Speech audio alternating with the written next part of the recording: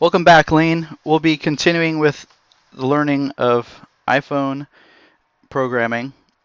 And in fact, this time we'll be learning how to program for the iPad, which is very similar to the iPhone.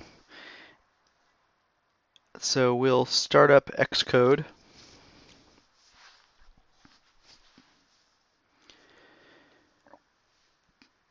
I'll just put you over here. Okay. And then share my screen.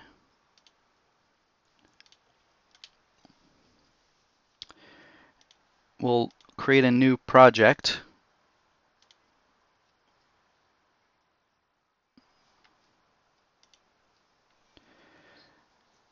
And we will choose utility application for this iPad app. This time, instead of choosing iPhone, we'll choose iPad. We'll just call this simple iPad app. And let's take away storyboards on this one.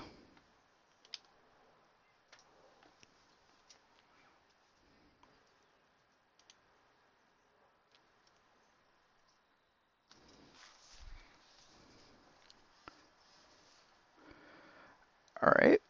Now, what do we have here? We have some nib files, two nib files. This main view and flip side view. And it's a little tough to see what's going on here, but here on this main view, you've got access there to the nib.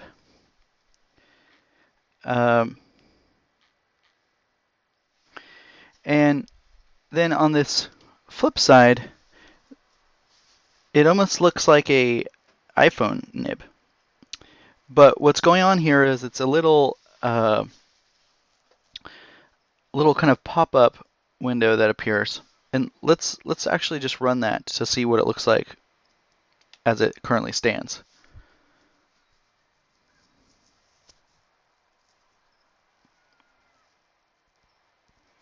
And you notice that it created a app delegate, then a main view controller, flip side view controller. Those correspond to their associated nib files.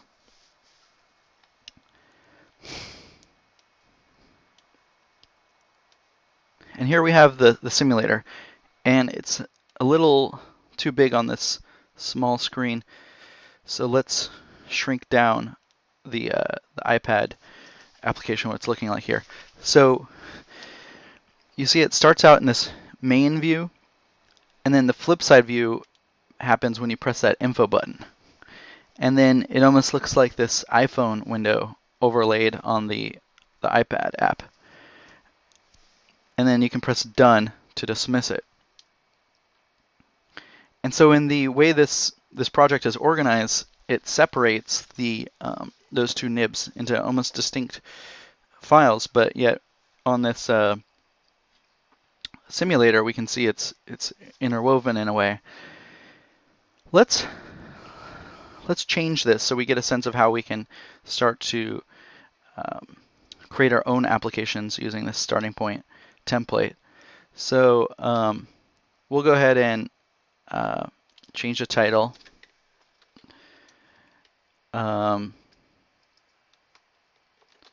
Lane's flip side. Okay.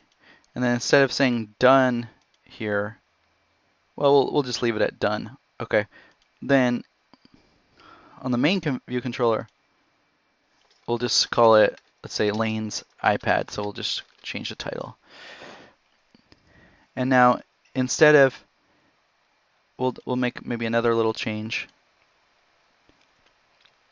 Here we have info button. So we'll just call it backside, let's say. All right, and we'll just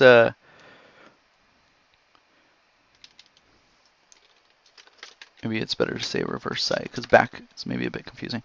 So we just move that button from the right to the left. Let's see how that looks now.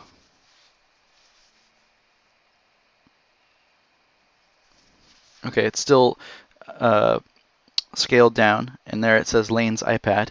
Then this, oh, it seemed to be saying backside here. Lane's flip side, done. Okay, so it just didn't update in time. It's supposed to be reverse side. And now let's make that window appear larger.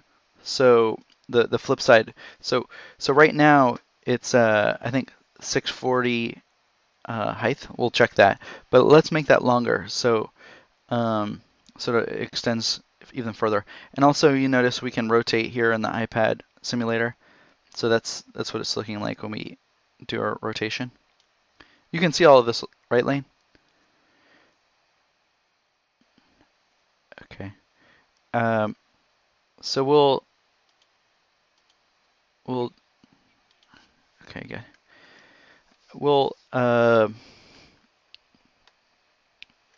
We will change here. So here, this is the place where we're determining the size. So 320 by 480. So okay, it wasn't 640.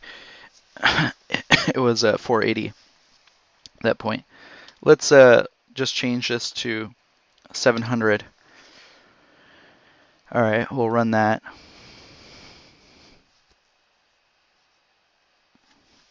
Okay. Okay, so there it extends all the way there to the bottom. And we can reverse it again, or rotate it again. There, it's even longer now.